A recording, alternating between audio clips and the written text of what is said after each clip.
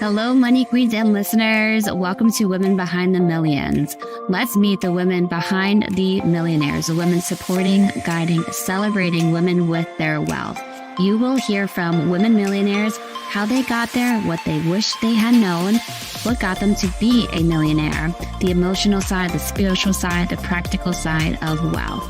You'll also get to meet the women behind the scenes helping make it happen. Let's dive into Women Behind the Millions. I am Jessica Weaver, your host, best-selling author of 3 books, wealth advisor, and founder of the Women's Wealth Boutique. Let's start meeting the women.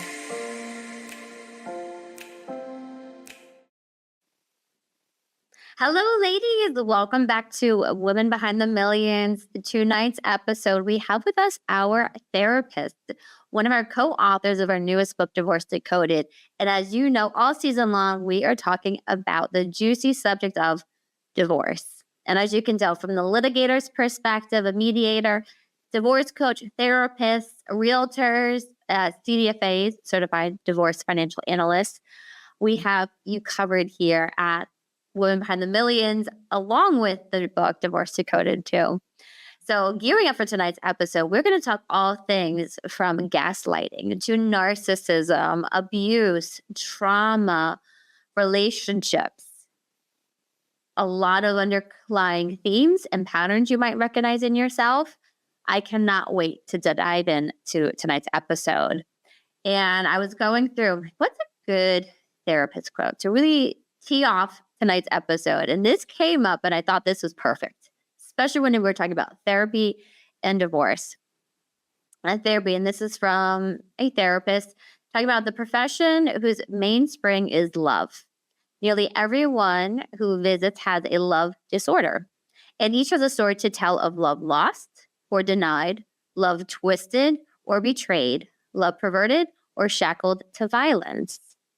And understanding where did that start? Where did it come from? Are there patterns, things that are repeating in your life? And really, how can you come out of the divorce as healthy as possible, mentally and emotionally, to cut those patterns and to build this new life in such a positive way as well? I am thrilled for tonight's episode. Let's bring on Donna Cates, my co-host on Women Behind the Millions this season. Hi, Donna. How are you tonight? I am doing fabulous, and it's great to be back. You're back. You got pink on. You always have great glasses. How many glasses do you own, by the way? I probably have about 15 pairs, but they're just readers. So I've got them in every street for any occasion. Oh, yeah. From the head to toe, your glasses to your outfits, your shoes. What are those shoes that you always wear? We're going to give a shameless plug. Fluvogs. And where did you find these Fluvogs? The first time I encountered them, I was in Denver, Colorado on a ski trip, and I walked by a store and these shoes just screamed my name and I had to look. But yeah, that's how I discovered them. Now I'm an addict. And they fit your brand. I have to say, they fit your style. I love it. I love it, Donna. What are you hoping to get out of tonight's episode with our therapist here? I am so excited to have the therapist. You know, we're all emotional beings and we all deal with emotional stuff all of the time. But what happens is we just get stuck and we don't know how to process or deal or heal. And that I'm really looking forward to hearing about how a therapist can help women in these circumstances, especially around divorce, getting through the decision-making process and actually taking action. Oh, yes. Yes. I'm curious when the women come to her, if divorce might not even be on their mind yet. They might be just unhappy. They need to work on some things. And then through that work, different things come to light. So let's learn about tonight's guest, Dr. Deborah Wilder. She has been a psychologist for over 30 years, helping individuals and couples and families at all stages of their lives and relationships. She has specialized in divorce since 2013 as a divorce mediator, parenting coordinator, reunification therapist, and divorce counselor, helping people before, during, and after divorce to heal, recover, and rebuild. I really like that. Heal, recover, and rebuild. And we're really going to touch on the emotional, mental, and physical stress that comes with divorce. We know it's there. especially if there's been emotional abuse in the marriage, how to be prepared to deal with the divorce process, the attorneys, the opposing sides, potential continued abusive tactics. It just keeps going in those different triggering moments of it. She's been doing a lot of work lately with women and men too, who are either in emotionally abusive relationships or who are divorcing an emotionally abusive spouse. It's complicated, it's torturous journey, she says, dealing with a spouse as well as the legal system during this type of high conflict, dirty divorce. So you can tell right away, Donna, we are going to get into it. And with that, let's bring onto the stage Dr. Deborah Wilder. Thank you for bringing us tonight, Deborah. Well, I'm thrilled to be here. Thank you for having me. And where are you located, Deborah? I'm around Atlanta, Georgia. Atlanta. Should you work with clients anywhere? Do you do virtual work or is it mostly in person? I do all virtual now. I closed my office about 2.5 years ago. So everything has been virtual since. And so I'm a member of SIPAC, which allows psychologists to practice, I believe it's in 42 states virtually. So I can do that in 42. I think it's 42 at this point, states. I would imagine being able to do it virtually helps people commit better and make it more sustainable going to therapy or just being at the comfort of their home talking about something so emotional. Have you noticed a difference in your work with that? You know, it's much easier. People don't have to leave work. They don't have to find a parking spot. You know, they don't have to deal with traffic. And so one of the things that I found interesting, I'll meet with people who will be in their cars. They may be in their closets. They may take me for a walk, with them. And so it's very convenient. The virtual world is very convenient. I found with little kids, I think in person is usually better. But the virtual world has really opened up and made this kind of thing and so many things accessible for so many more people. Sure. I've been in therapy before, and part of the time was COVID. I just had my second child, and I always dealt with postpartum from the pregnancies, and COVID hit right after I had my son. And my therapist, she did say that the cancellation rate is a lot less with the virtual option, right? There's less of less excuses, we'll say. But you're right, when people are hiding in the closet or going for a walk, wanting to talk freely and not around their spouse, their future ex as well. And two, Deborah and Donna, how did you two connect in the divorce world? I will tell you, she's actually a fellow divorce diva out of Atlanta. Mm-hmm. And that's how we met each other. A divorce diva. Now, those of you who are just tuning in, we have Jennifer Perry, who is one of our co-authors of Divorce Decoded, who is the founder of Divorce Divas. Can you ladies just talk a little bit about it in case people are new to the show? Deborah, you want to speak to that? Well, so my understanding of Divorce Divas, and Jennifer started this, I can't remember how long it's been, but really getting female professionals who are involved in divorce to kind of get the word out and let people know there is support, in all areas of divorce. And I think it's been expanding. And I know, Donna, you've taken a much greater role, a much more active role than I have in the Divorce Divas. So you could probably speak more to that. But it was started by Jennifer to just really get core opportunities for people going through divorce to get the support that they need in all different areas. Yes. Oh, beautiful. Now, I know, Donna, you had some burning questions for Deborah. We have her here. Why don't you go ahead and ask her one of the top questions of mine that you wanted to get accomplished today? I want to ask the question simply, how do you actually help women who are thinking about divorce or already going through it? How does therapy actually help them? What are your processes? Can you speak to that? Sure. I think having an organized mind really, really makes a difference. And so part of the therapy process is kind of clearing out the clutter, identifying there's so many layers to this. When someone comes to me and they're thinking about getting a divorce, we talk about all the reasons, how did this person get to this point?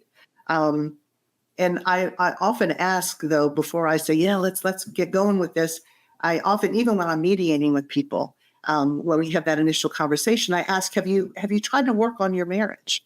Have you ever tried to get help? Because some people haven't done that yet. And I am a big believer in marriage and staying married if it can be a healthy one. I'm divorced myself. That was the best decision. But sometimes marriages don't have to end up in divorce, even if someone is thinking about it. But so there's a lot of clarity that goes into that. There's a great deal of fear.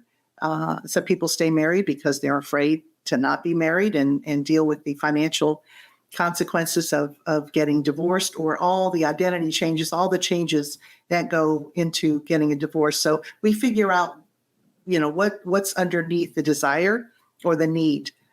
Sometimes it's, they just need to get out. Sometimes the relationship is just so awful that they really need to get out, or sometimes it's just, they just don't want to be married to this person anymore. So we really do a lot of clarifying and figuring out what are some of the next steps that need to be taken. There's something else even before, during the stage of trying to figure out divorce, there's something called, I'm blanking on the name, but it's a kind of therapy where it's a limited number of sessions, but discernment therapy, that's what it is. Trying to figure out, do I really want to get divorced? And so again, it's a limited amount that can either end up where the couple decides to get divorced, the couple decides to stay married and work things out, or the couple decides to just stay married and not really kind of do any work on it. So really, there's a lot of clarification, and then strategy is built in as well. I can't separate the therapist from the divorce specialist part because those things go hand in hand. So when someone comes for therapy, it's also dealing with identifying goals, identifying issues, trying to create a structure and a strategy, moving forward. So there's a sense of empowerment, a sense of less fear, trying to identify what's going to be coming up the road. So this person is much better able to deal with it. And when it comes to the kids, how do you talk to the kids about it? And all sorts of things that go into that. So many, many layers.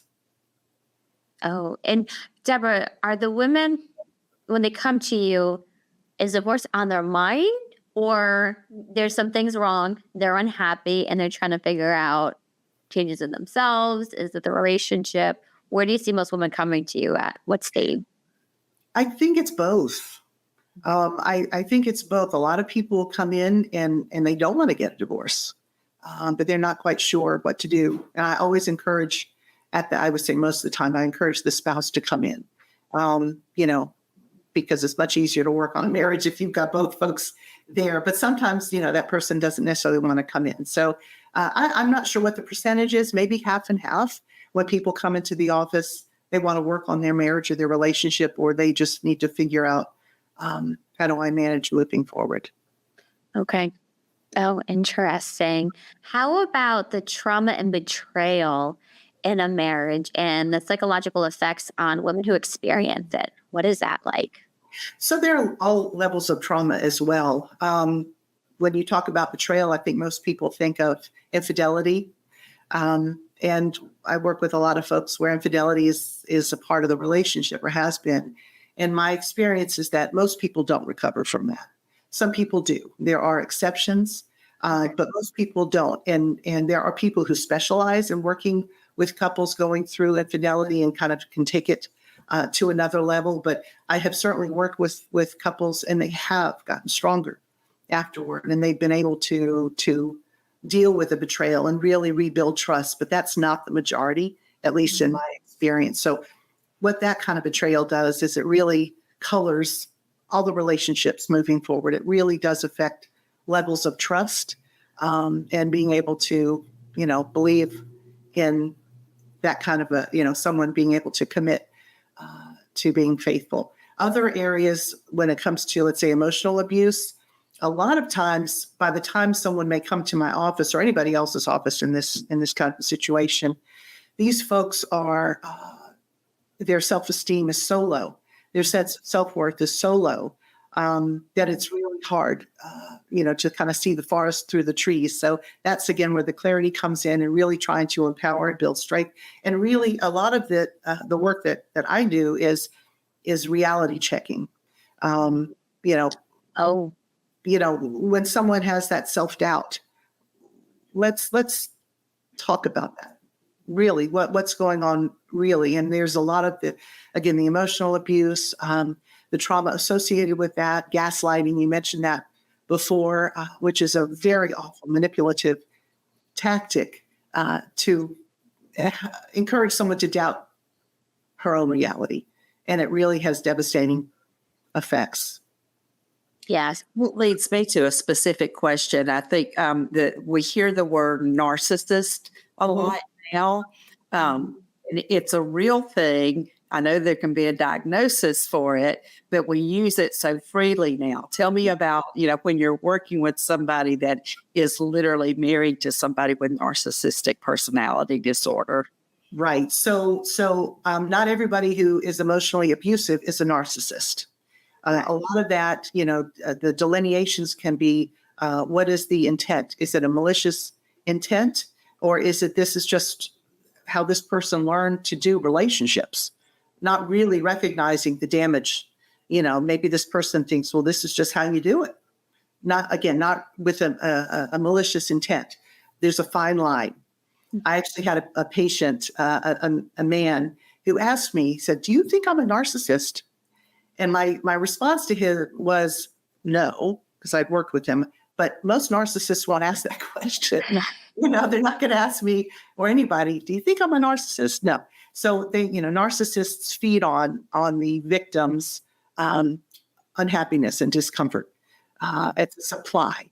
But not every emotionally abusive relationship does involve a narcissist. I would imagine the majority of relationships do.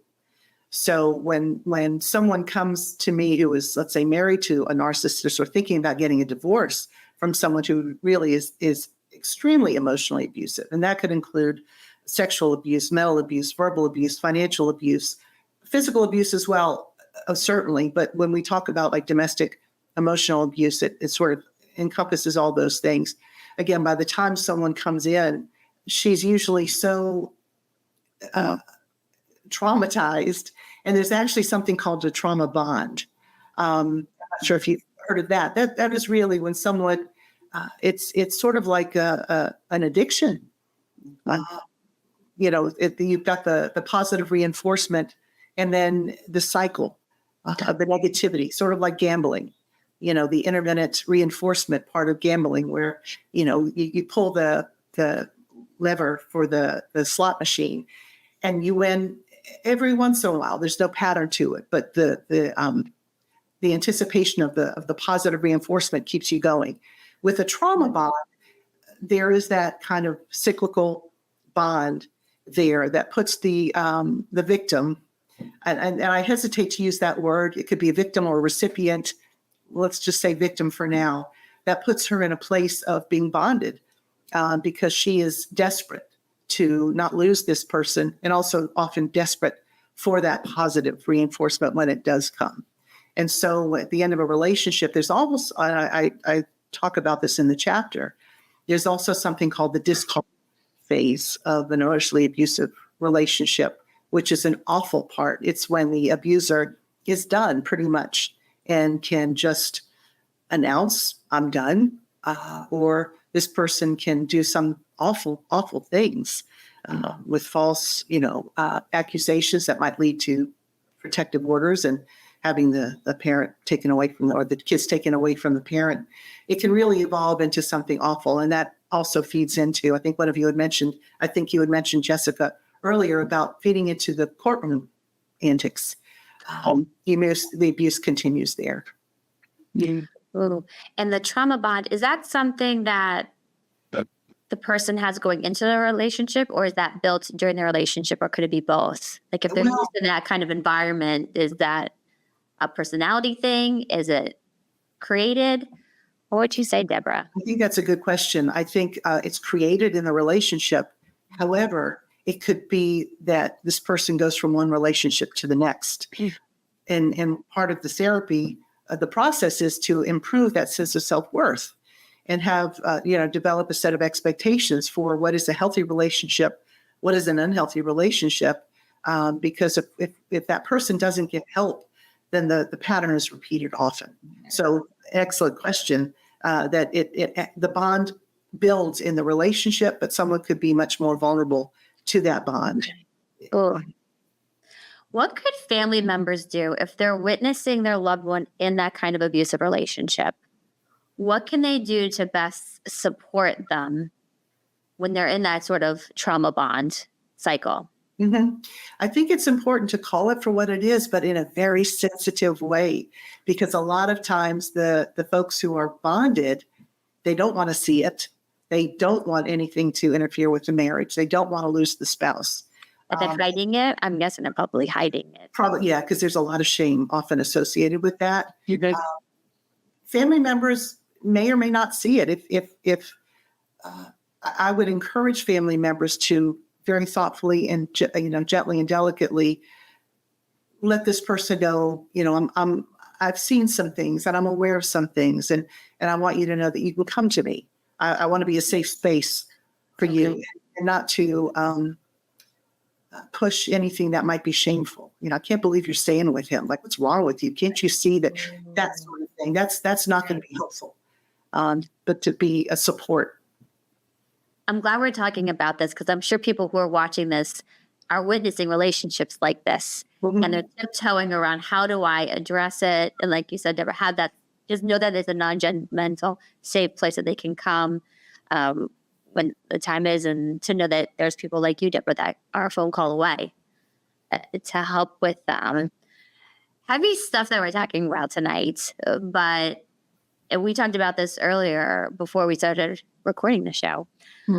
It feels, as Donna mentioned, narcissism's thrown out there a lot these days. Abuse, some heavy words. Gaslighting is another one that's really starting to become more aware, more mainstream as well. Deborah, is there more knowledge and awareness around this, or are there more narcissists than ever before? What would you say? So I haven't conducted any research, but I'm seeing a lot more of that. And I think it's a combination of people are speaking up more, it's recognized more. And I think, it's with social media, we have so much access to information and podcasts or advertisements or commercials, and that word narcissism is thrown out a lot. And it doesn't always fit, but it's out there enough. It's descriptive. So I think people are recognizing more what this is. And also I think people are they're still feeling, again, there's a lot of shame that comes with being a recipient or victim of this. But a lot of people are once, they recognize what's going on, they can feel more empowered because it's out there so much and there is so much information. So it may be a combination that, there are more narcissists or emotional abusers, as well as people becoming more informed. One more question. I'm going to address this to Donna, and then I do want to talk about the children and divorce too. We'll make sure we have plenty of time for that as well. Donna, what are your thoughts on, as more women are becoming financially independent, that they're willing to become aware that they're married to an abusive relationship or married to a narcissist? Do you think that's a correlation as well? I can say that I see that the more financially savvy or knowledgeable a woman is, she's more likely to leave without having that embedded fear. That's the common thread there. If they aren't financially secure, a lot of women are going to stay in that marriage just flat out of fear. And that's something my husband and I talk about. He does not understand why anybody that's in a physically abusive or emotionally abusive relationship would choose not to leave. And I'm going, it's a lot more complicated than that. But I think, the financial, as women, as we talk about this more, as we make it not as shameful, to actually say the D word, just sharing the information, women are more apt to step out and speak up and share what their situation is. Yes, I could see that. And my husband's very similar, and he's a first responder. He's a police officer. And so he sees the domestic violence on a day-to-day basis. It's just a part of his regular life. Similar to you, Deborah, right? You just experience it. You hear the stories regularly, but that bond, as you were calling it, that explains. And I think as people become more aware of it, to put less shame on those relationships, as you said, Donna and Deborah, can be very helpful for the women in them, and they feel very trapped, especially when it comes to their money. I've also noticed a dynamic difference when somebody's married to an older man. There can be a power dynamic change where they can be very set in their ways and controlling to the younger partner in the relationship. Have you noticed that at all, Deborah?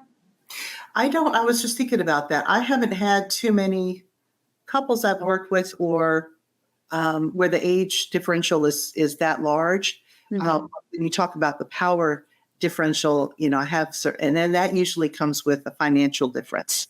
If the spouse is the higher earner, then the woman may stay because she's afraid, again, financially, to leave, and there's no guarantee that she's going to have spousal support, or certainly, with her kids, there should be child support depending on the custody plan. But I haven't had that much experience working with a different age, difference like that. Yeah, I'd be curious on that. I've noticed this among some of my friends and colleagues as well. And it might not just be the age, but it could be the financial, as you said, Deborah. There's a power dynamic difference. And that kind of starts the ball rolling with these different pieces. I loved, as we started this conversation, having an organized mind, cleaning out the clutter. As Deborah said, I feel like that's what we do, right, Donna, with the finances, what you do. Identity changes, that's been a big theme here on this show, and I'm sure within the chapters of the book too. Figure out, who are you, not as part of a married unit, but by yourself. Show that we recorded before, Jennifer Perry, is also right. How do you want to advocate for yourself? Not together, but this is your voice now. Or to clarity on the next step, and the reality checks, which I started our segue into the gaslighting, the narcissism, the abuse. Is this normal, or is this an abusive relationship? And I think having that third party like you, Deborah, for women to understand, is it me? Am I just really bad at cooking, and that's why he's always upset that I'm a horrible cook and throwing things? Or is this an actual abusive relationship too? Let's switch gears here. And Donna, I know you have some questions in regards to the kids in divorce. I'm going to tee it over to you to ask Deborah. Okay, awesome. So we know that every member of the family, regardless of their age, is impacted by divorce. So we often, I'll hear people say, well, what about the kids? And we automatically think that we're speaking of the young children, but the older children are impacted as well. But I'd love to hear your take on how we, as the people, the parents that are divorcing, how we can communicate effectively with the children, how we can bring them into the conversation without doing damage. Tell us about that. How do we talk to the children about divorce in a positive way? Great question. Again, there are a number of layers there, and there's actually been research done on how divorce affects children at different ages. What I think, from my understanding, that the younger children, when their parents get divorced, they still believe in marriage, but they may have a harder time in relationships. With the older children whose parents, let's say, might be in their 50s, 60s, 70s, getting divorced, they believe in love, but they might not believe in marriage, So the research has been interesting. The last I read on that. Divorce affects kids, differently, different ages. For the younger children, being aware, I think awareness is important for parents. Kids may regress. The younger children might start to wet the bed. They might start to not do so well in school. The older kids, like middle school kids, they get embarrassed and they may retreat as far as not spend time with the parent or just not really talk. They might talk more to their friends, which is age appropriate too. Their schoolwork might be affected in a negative way. With the high school kids, you got to watch out for sexual behavior, overly sexual behavior, drug abuse, kind of getting in with the wrong crowd, or getting depressed, discouraged, anxious, all these things that just kind of being aware of what the children are going through, how to have conversations with them as you're asking. Number one is don't disparage the other parent if you can help it. That's not going to do anybody any good. But to speak to, let's say when I work with parents who need to tell their kids they're getting divorced, they're always encouraged to speak to the level of the youngest child. You may not want to talk to the 5-year-old and the 15-year-old in the same conversation. What I often tell parents to tell their kids, if they can do it together, that's great. That doesn't always happen. But if you can say to the kids something along the lines of, look, your dad and I, or your mom and I, realize we're going to get along a lot better if we're not, living in the same house, or if we're not married anymore. We're going to be able to still love you and parent you. And, there's nothing that you kids did to make this happen. And there's nothing that you can do to change it. And really just paying attention to what the kids are going through. And if they ask questions, let's say there has been infidelity, I don't think it's a good idea to let the children in on too much information. That they don't need to know that, at least right off the bat. Again, there could be extenuating circumstances. I've worked with a number of folks, especially lately, where the spouse is awful. I mean, and the abuse has been awful, and the continued abuse in court. And so I know that there are some parents who the custody has been affected. And so there's so much that they want to say about the other parent, but the other parent is doing everything that he can do to keep the kids from the abused parent. So, there's so many, again, levels of divorce, but really keeping the kids' welfare in mind is utmost. Mm-hmm. What is going to benefit the children the most? Security, predictability. There's a book called something like, Mommy, why are you and Daddy getting a divorce? And when can I have a hamster? The little kids, their attention span isn't so great. They just need to know where they're going to sleep at night, who's going to take them to school, and the best gift that divorcing parents or divorced parents can give to their children is to not have conflict in front of the children. Some parents don't even say hello to each other. Some parents they'll send the kid out the door, or I've worked with folks who one parent wants to have an extra 30 minutes because, there's a basketball game that is going to run over their custody time. Well, by golly, that other parent is going to get that 30 minutes back. The rigidity is not helpful to the kids either, but just being very sensitive at how you speak to the kids and, not, again, disparaging the other parent, but allowing the child to feel as secure as possible, that both parents love the children. And sometimes that's questionable. So we have to be real here. Sometimes that isn't really what's happening. But if it is, encourage the child also to have a relationship with the other parent. There doesn't need to be a competition. The children need to feel like they can love both parents and like both parents, and don't grill the kids, don't interrogate the kids. So what did your dad say? What did your mom say? No. So just to be really sensitive about visits and time with the other parent, and sensitive to, I guess, the ages of the kids and what they might be going through. Yep. That's very helpful, Deborah. How about what resources are out there for children whose parents are going through a divorce? What resources? There are a lot of therapists who work with little kids. I love little kids. I don't generally work with the little ones. Whether it's play therapy, helping, because they don't necessarily have the words, the little ones, to express how they feel. And if you think about it, if the parents are struggling with communication, you can't expect a child to communicate well. They usually act out or may act out their feelings. But there are a lot of wonderful resources, therapeutic resources, even books, that are age appropriate, or videos.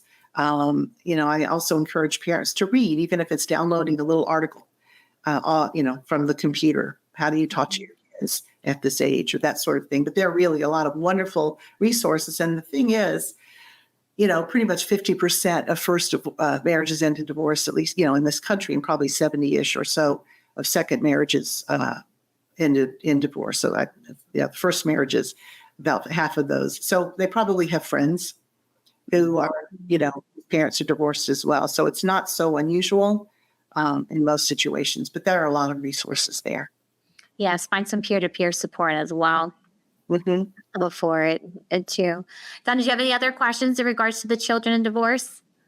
Not with children. I would love to know about strategies for self-care. How do you because we're all in this emotional upheaval.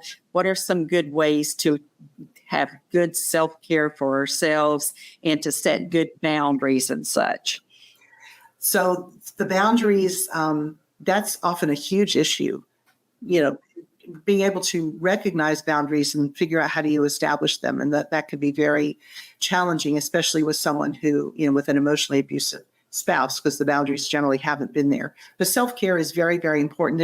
There's a statement that I often say, and it's reaction is by default and response is by design.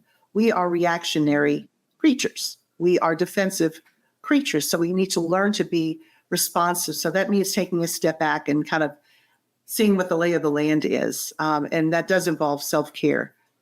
Basically we need to do the best that we can, eating healthy meals. Okay. Exercising. Okay. Let's do the best that we can. The reality is, each day may feel like a roller coaster. We have some great days or not great days, or 5 minutes here or 5 minutes there. But the self-care, like, you pull you're instructed on an airplane to pull the oxygen mask down first before you put it on the children. It's something similar.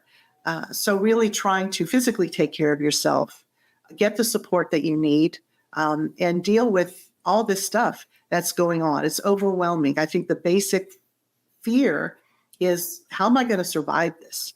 How am I going to be able to take care of myself and the kids and not break down and just lose it?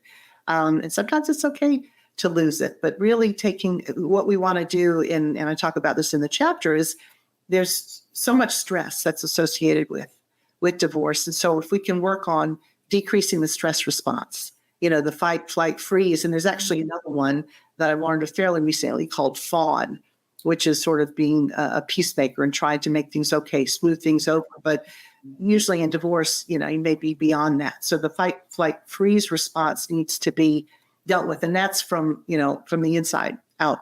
So it may be, meditation or massage, and often in marriages, when you're getting a divorce, you lose that touch.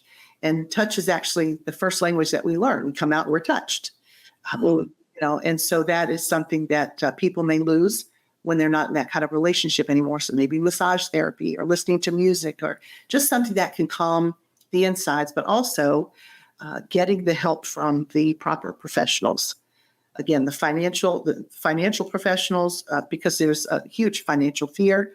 Get yourself an attorney who knows how to deal with the other side and the other side's attorney, because that they play hardball. You need to have someone who can play hardball as well. But recognizing that self-care is not selfish. It's self-care, and it's absolutely necessary.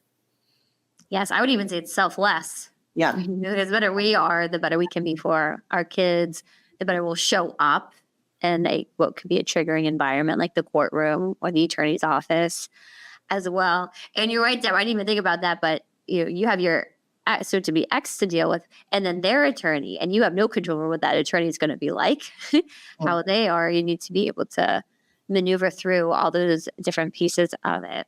We're going to take a quick commercial break. Stay with us, because as you can tell, Deborah is a wealth of knowledge. She's going to share with us her divorce tip, her trend that she's been noticing as well. So stay with us, ladies. This has been very, very good. What do you think, Donna? Absolutely fabulous. Yes. And we don't have enough time. And we do not, as always. All right. We'll see you ladies in a little bit. So what are the real reasons people are having these feelings or having these repeating patterns of money issues? And I wanted to dig deep into those areas. What are the triggers? What are the emotions? Let's actually have some healing instead of just doing a quick fix. So having those two different kind of conflicts in me, I decided, I begged my father, can I just focus on women? Can I reach women? Can I dig deep with them? have events for women.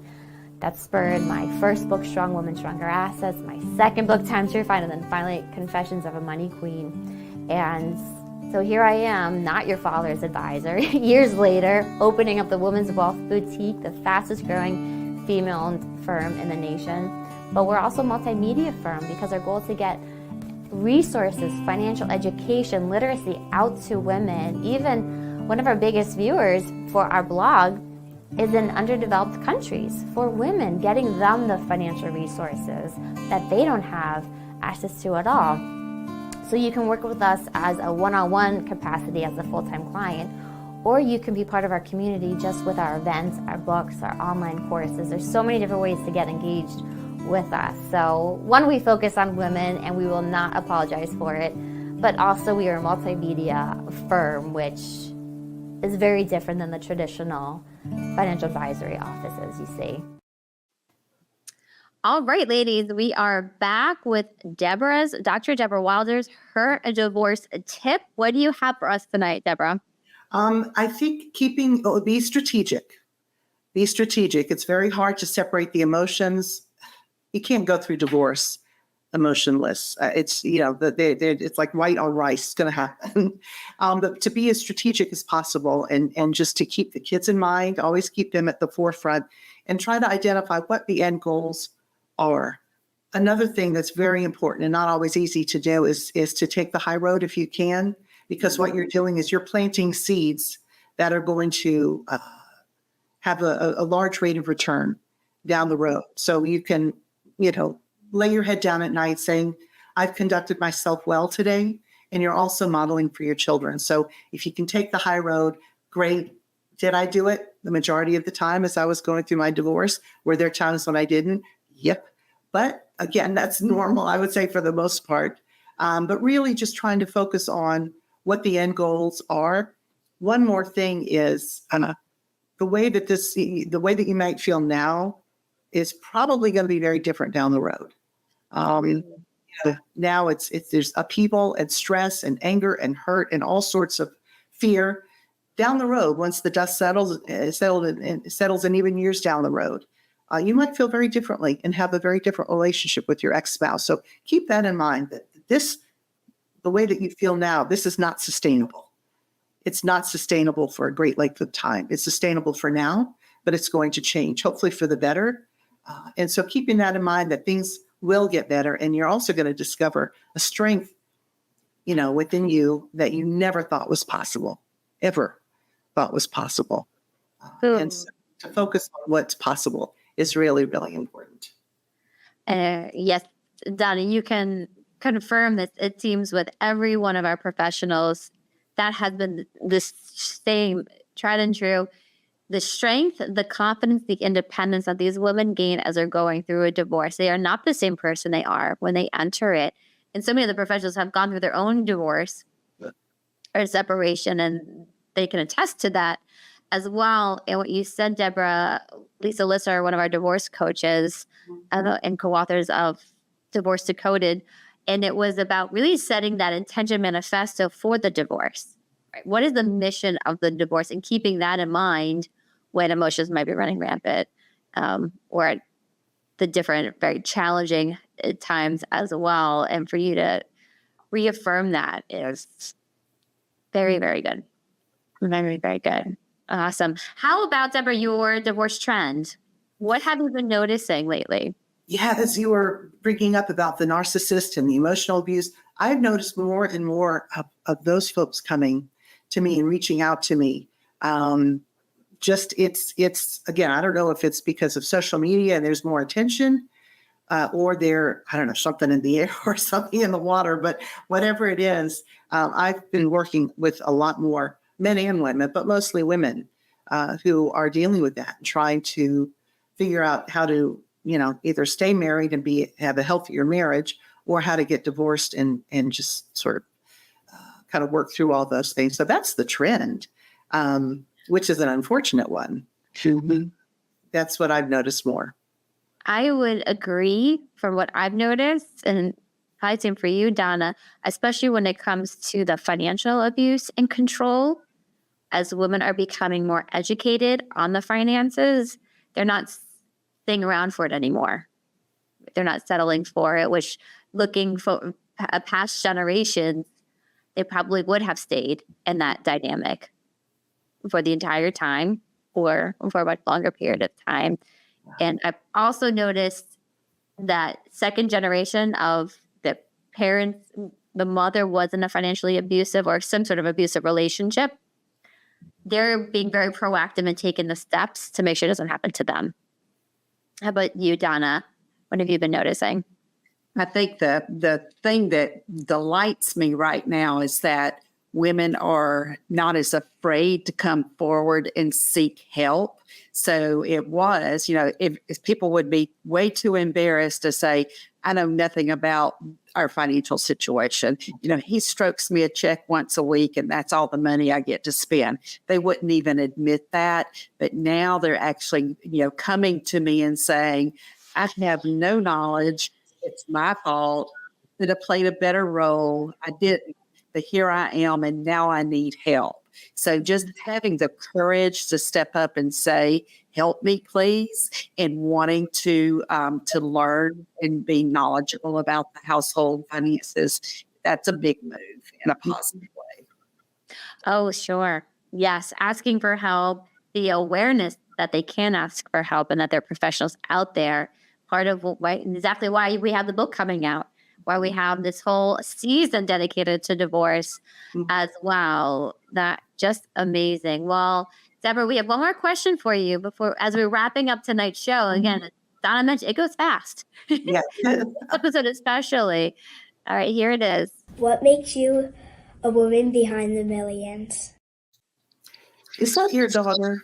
She is. That is Angie girl, and she loves being a part of the show. She's very curious. What makes you a woman behind the millions? Oh, she's adorable.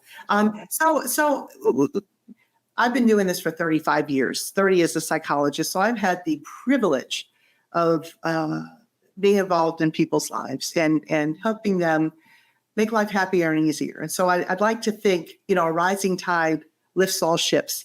I'd like to think that those who have been fortunate to feel better and live life differently, that they've been able to lift others up as well. So the wealth is really not necessarily the financial part, even though that's a very important part.